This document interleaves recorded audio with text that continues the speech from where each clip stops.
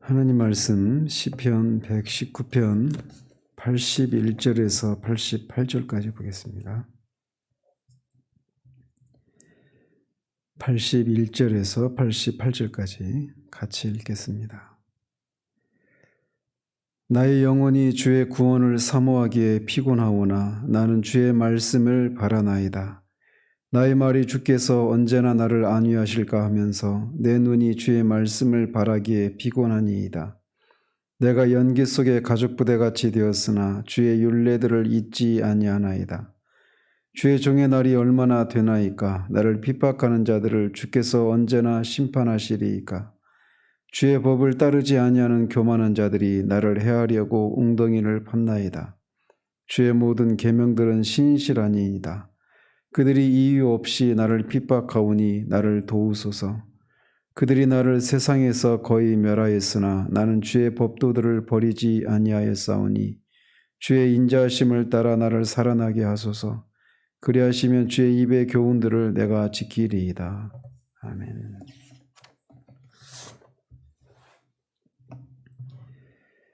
오늘은 시편 119편의 11번째 연회에 해당되는 본문입니다. 여기서 시인은 자신이 처한 곤고한 상황에서 하나님의 도움이 임하기는커녕 자신이 마치 대적의 먹잇감이 되도록 내버려 두신 것 같은 그런 극한 상황에서도 끝까지 주의 말씀을 지키겠다라고 하는 그런 신앙을 고백하고 있습니다.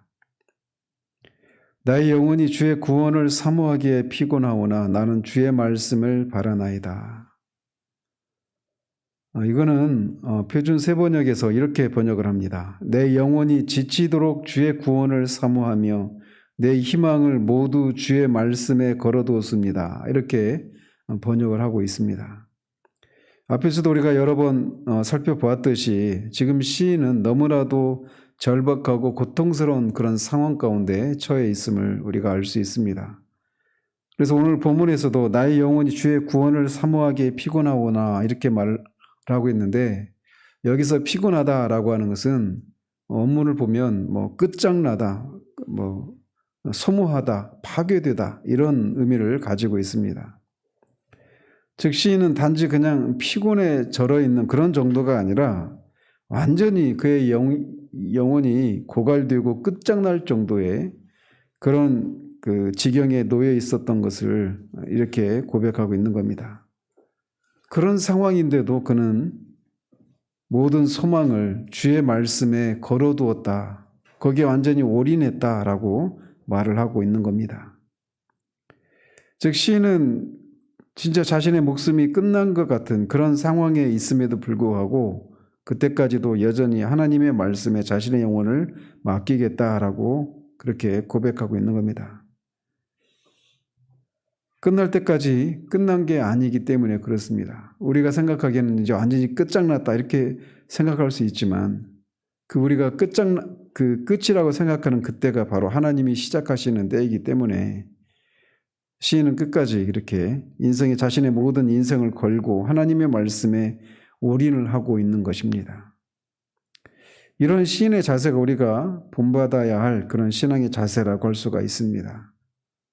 포기하는 것이 아니라 끝까지 하나님의 구원이 임할 때까지 끝난 것이 아니기에 계속 그렇게 해서 그렇게 주님을 바라보고 의지하겠다라고 고백하고 있는 겁니다. 나의 말이 주께서 언제나 나를 안위하실까 하면서 내 눈이 주의 말씀을 바라기에 피곤하니이다.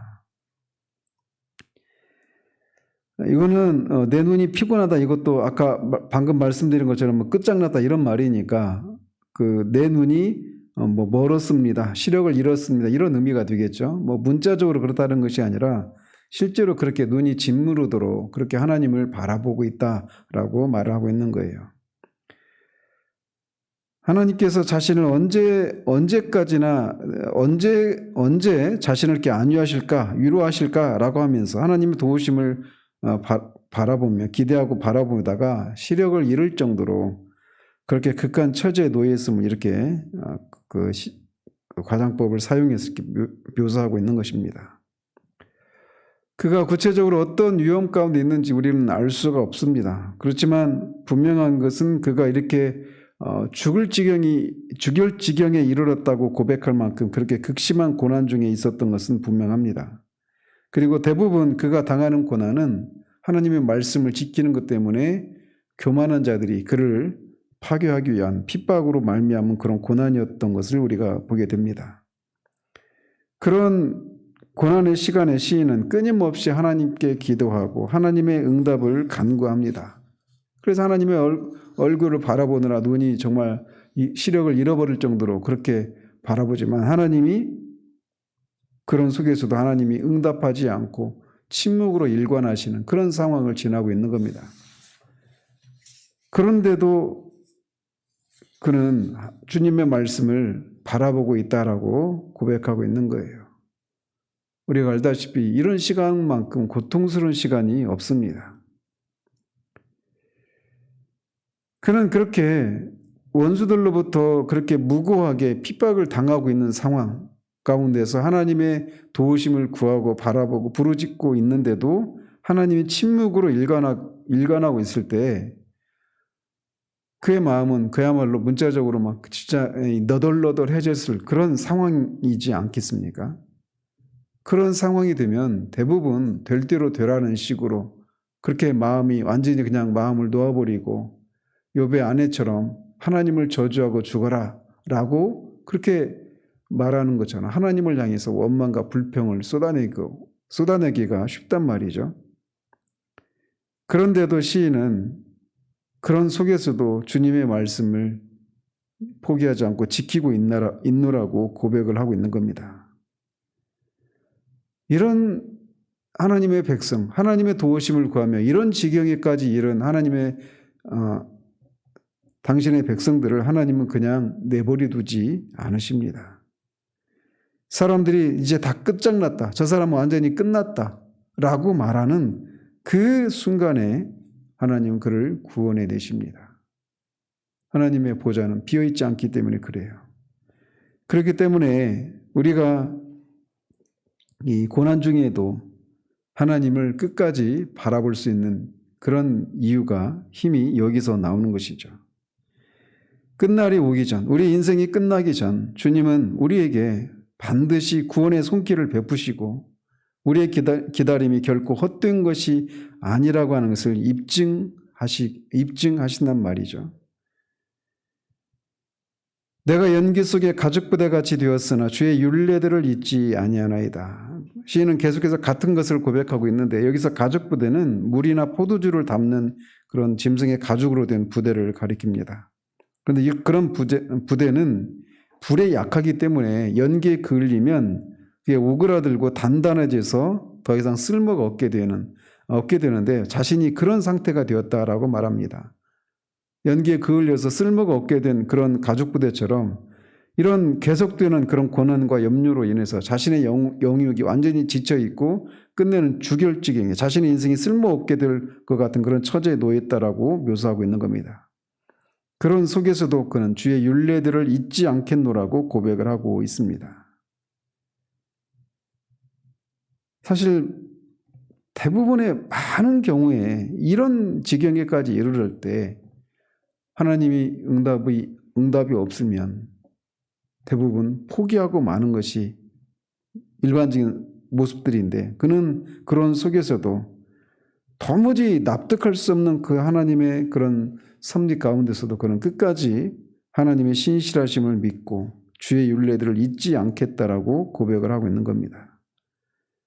시인은 하나님의 말씀이 진리라고 하는 것과 자신의 존재를 같이 엮고 있는 것을 보게 됩니다.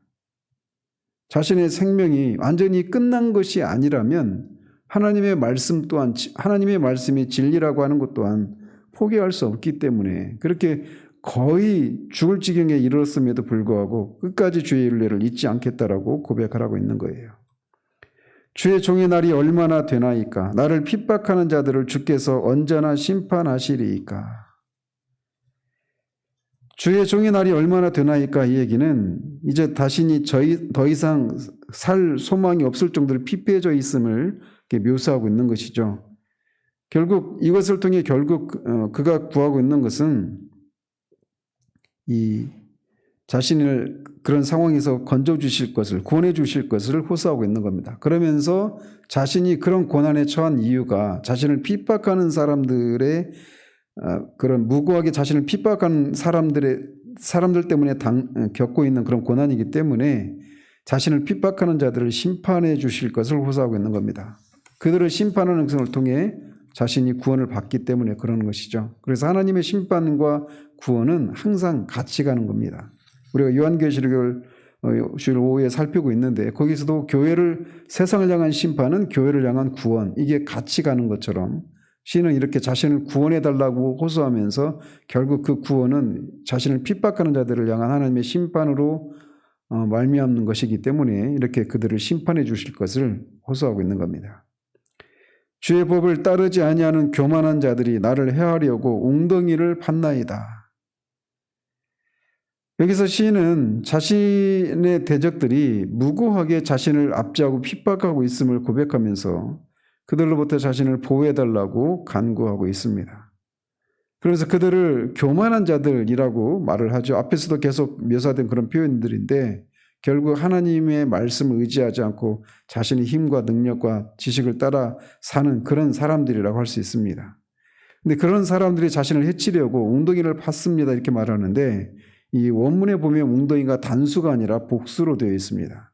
그래서 여러 웅덩이들을 팠다 이렇게 말을 하는 겁니다.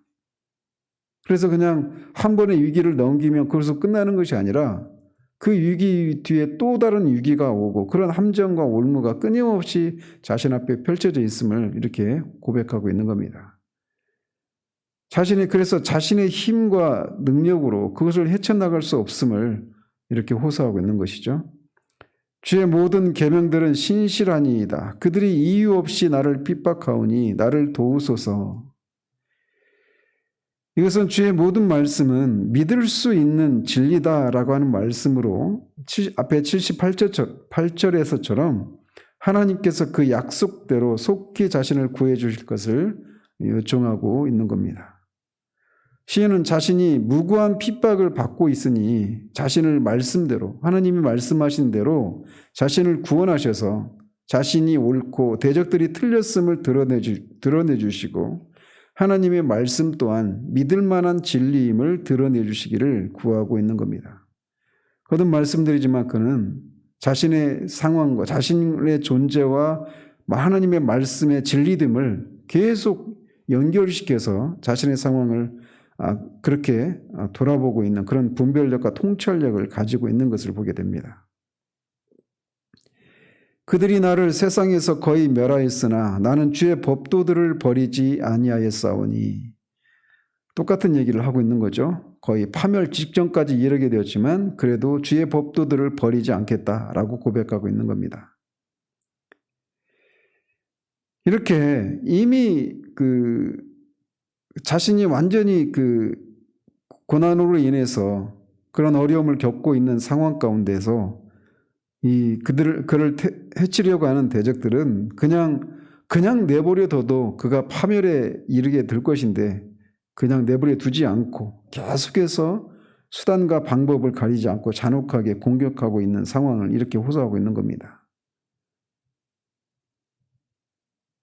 그런데 그렇게 완전히 그냥 기진맥진한 그런 상황에서 거의 죽을 만한, 끝났다라고 말할 만한 그런 상황 가운데서 공격을 당하고 있음에도 그는 멸망을 당하지 않았습니다. 우리가 그가 그런 속에서도 멸망을 당하지 않았다라고 하는 것을 어떻게 알 수 있습니까? 그것은 그가 그런 것을 통과했기에 지금 이런 시를 짓고 있는 것을 통해서 알 수가 있는 것이죠. 그렇다면 그가 어떻게 그런 상황에서도 멸망당하지 않을 수 있었을까요? 그것은 바로 그가 하나님을 의지하고 하나님의 말씀을 붙들었기 때문에 그렇습니다. 믿음은 어둠 속을 향한 도약이 아닙니다. 우리가 만들어낸 신앙의 체계를 붙들고 자기 최면이나 자기 암시를 통해서 이를 앙다물고 버티는 것이 신앙이 아닙니다. 우리의 신앙에는 분명한 근거가 있습니다. 우리는 살아계신 하나님, 그리고 말씀을 통해서 당신이 누구이신지를 계시하신 하나님, 당신이 말씀하신 것을 믿고 따르고 의지하는 자들을 결코 실망시키시지 않는 살아계시고 신실하시고 전능하신 하나님을 믿는 겁니다. 그리고 그런 믿음으로 그렇게 하나님의 말씀을 의지했더니 정말 하나님의 구원을 경험한 그런 히브리서 11장에 등재된 수많은 믿음의 증인들을 우리가 가지고 있는 것이죠. 우리의 삶 또한 바로 그 증인들의 대열에 합류하도록 하기 위한 삶인 것입니다. 주의 인자하심을 따라 나를 살아나게 하소서. 그리하시면 주의 입의 교훈들을 내가 지키리이다. 시인은 여기에서도 계속 붙들고 있는 것은 하나님의 약속입니다. 언약입니다. 인자하심은 언약을 베푸시는, 언약을 실행하시는 과정 속에 나타나는 하나님의 불변하시고 오래 참으시는 신실하신 사랑을 말하는 그 헤세드를 말하는데, 그 헤세드의 사랑을 따라서 자신을 살아나게 해주실 것을, 소성시켜 주실 것을 호소하면서 그렇게 해주시면 자신의 주의 입의 교훈들을 지키겠다라고 서원하고 있는 것입니다. 주님의 말씀을 지키는 것 때문에 이렇게 고난을 겪고 있는데 그 고난에서 건져주시면 또 하나님의 말씀을 계속 지키겠노라고 호소하고 있는 겁니다. 그는 자신의 그런 선택에 대해서 후회가 없는 것이죠. 누차 말씀드리지만 시인은 여기 119편에서 단순히 자신이 처한 곤경에서 건져주시기만을 구하고 있지 않아요. 그 구원을 통해서 자신이 옳고 대적들이 틀렸다라고 하는 것을, 그리고 하나님의 말씀이 진리이고 말씀을 통해 계시하신 하나님이 진실로 믿을 만한, 즉 믿으신 분이심을 드러내 주시기를 자신의 상황과 연결시켜서 그렇게 구하고 있는 것을 보게 됩니다. 제가 갓 회심하고 나서 제 직장 선배 중에 한 분이 저의 그런 달라진 모습을 보면서 뭐가 그렇게 너를 달라지게 했느냐 이렇게 물었던 기억이 있습니다. 근데 직원 식당에서 밥 먹고 이렇게 나오는데 식빵 들고 막 이렇게 나오는데 그렇게 물어보더라고요. 그래서 제가 대답하기를 진리를 발견했기 때문입니다. 이렇게 답했던 기억이 납니다. 우리에게는 진리의 말씀인 하나님의 말씀이 있습니다. 그리고 그 말씀을 따라 살다가 말씀대로 말씀의 능력을 경험하다가 간 수많은 믿음의 선진들이 있습니다. 우리는 바로 그런 삶으로 부르심을 받은 구별된 사람들입니다. 그렇기 때문에 우리는 다른 사람들과 구별된 삶을 살아가기 마련입니다. 그래서 남들이 겪지 않는 고난을 당하기도 하고 남들이 다 쉽게 가는 것 같은 길도 때로는 어렵게 가야만 하기도 합니다. 다른 사람들은 다 허락된 그런 보편적인 삶도 때로는 우리에게 허락이 되지 않기도 합니다. 그렇다고 해서 우리의 삶이 아무런 목적도 없이 그냥 무작위로 그냥 살아가게 되는 것도 아닙니다. 이 모든 것을 통해 하나님은 우리를 하나님의 백성으로 또 하나님의 군사로 정병으로 빚으시기 위해서 우리를 이런 과정을 통과하게 하시는 것입니다. 고난과 훈련을 통과하지 않고는 정병으로 빚어질 수가 없습니다. 요즘 대만 군들을 딸기군이라고 말하면서 그들의 그런 군기도 없고 훈련도 되지 않은 그런 것을 이렇게 조롱 섞어서 이렇게 말을 하는데, 하나님의 군사로서 살아가는 삶에 있어서 이런 고난과 훈련의 과정이 없이 절대로 그렇게 정병으로 빚어질 수가 없습니다. 그런 과정을 통해 우리를 빚어 가시는 것이죠. 그리고 그것이 틀리지 않다라고 하는 것을 우리에게 말씀을 통해 계시해 주고 있는 겁니다. 자녀들을 말씀을 따라 키우는 것, 말씀을 따라 우리의 삶을 살아가는 것, 말씀을 따라 우리의 모든 그런 삶을 펼쳐나갈 때 한 번도 우리는 가지 않은 길이기 때문에 이렇게 가는 게 맞는가라고 하는 그런 회의가 있죠. 아이들을 가지고도 한 20년 뒤에야 그 삶의 결과들이, 열매들이 맺히기 때문에 이게 정말 맞는가라고 하는 그런 두려움들이 순간순간 우리 가운데 밀려올 수가 있습니다. 우리의 삶 역시도 마찬가지입니다. 인생은 어떤 연습이라고 하는 것이 주어지지 않기 때문에 이렇게 가는 게 맞는가라고 하는 그런 회의와 두려움이 밀려올 때가 많습니다. 그럴 때마다 우리가 그것이 옳지 않다, 틀리지 않다라고 하는 것을 어떻게 알 수 있느냐? 말씀을 통해 우리가 그것을 알 수 있는 겁니다. 그래서 뒤에서도 시인은 이 주의 말씀이 내 발의 등불과 같다라고 말을 하는 것이죠. 시인은 이렇게 죽을 지경에까지 이르렀지만 그 순간에도 그때도 끝까지 주님의 말씀을 붙들고 의뢰하고 그리고 그 결과가 하나님의 구원으로 임했기에 이런 시인을 통해서 고백하고 있는 것을 보는 것처럼 이 아침에도 우리는 이 말씀을 따라 하나님을 의지하고 말씀대로 사는 삶이 결코 틀리지 않다라고 하는 것을 우리가 믿고 그 믿음으로 기도 가운데도 그렇게 하나님의 얼굴을 구하고 바라보는 그런 우리들 되기를 바랍니다. 우리가 끝났다고 생각했던 그때 하나님은 우리에게 구원의 하나님으로 임하십니다. 기도하겠습니다. 하나님 아버지, 시인이 주님의 말씀을 따라 사는 삶의 결과, 오늘날 세상이 말하고 있는 것처럼 정말 이런저런 번영과 형통의 복을 누리기는커녕 무고하게 핍박을 당하는, 그래서 그 핍박의 결과 죽을 지경에 이를 정도로 그렇게 처한 상황 가운데서 하나님의 얼굴을 구하고 있는 그런 내용을 우리가 살펴봅니다. 그렇게 무고하게 주님의 말씀을 따라 사는 삶 때문에 무고하게 교만한 자들로부터 핍박을 당하고 있는 상황 가운데 있는데도 그것을 그냥 단순히 억울하게만 생각하고 그런 속에서 자신을 구원해 주시지 않는 하나님을 향해서 원망을, 불평을 쏟아내는 것이 아니라 끝까지 하나님의 구원을 바라보며 하나님의 얼굴을 구하고 있는 이 모습을 우리가 봅니다. 그리고 여기에는 나와 있지 않지만 이런 시인의 바라봄에 대해서 하나님이 구원을 해 주시기에 그 과정을 통과하고 이런 시를 우리에게 남겨놓고 있는 것을 우리가 기억하게 됩니다. 주님은 결코 우리를, 주님의 얼굴을 바라보는 자들을 부끄럽게 하지 않으시는 그런 분이심을 이 시인의 경험을 통해서도 이 말씀을 통해서 우리에게 남겨주고 있는데 이 아침에도 그 말씀을 따라 하나님의 얼굴을 구하는 우리들을 하나님 긍휼히 여겨 주셔서 우리가 하나님의 자녀임을, 하나님의 백성임을, 하나님이 우리의 아버지이시오 우리의 왕이심을 하나님 드러내 주시기를 소원합니다. 그래서 우리가 이 길을 계속 걸어 나갈 수 있도록 필요한 은혜를 하나님 허락해 주시기를 소원합니다. 예수 그리스도 이름으로 기도합니다. 아멘.